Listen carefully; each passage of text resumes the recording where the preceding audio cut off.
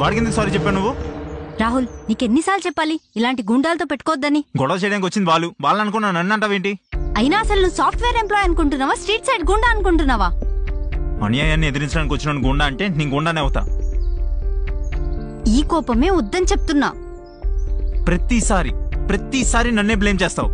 తప్పు నాది కాకపోయినా వాళ్ళతో గొడవపడ్డం తప్పు కాదా? వాళ్ళు ప్రవీణ్ గారిని కొట్టారే. అయితే ఏంటి అయితే? ప్రవీణ్ గారు అంటే అయితేనా?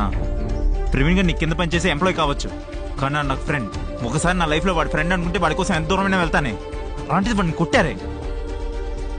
చూస్తూ ఊరుకోవాలా? ఇందుకలేమన్నా సాఫ్ట్వేర్ ఎంప్లాయ్ అంటే సాఫ్ట్గా ఉండాలా?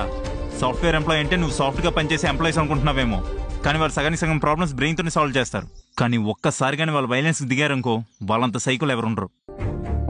అయినా నేను నీలాగా ఫ్రెండ్స్ అంటే ఒకలాగా, లవర్ అంటే ఒకలాగా క్యాల్కులేట్ చేసుకుంటూ రియాక్ట్ అవ్వను.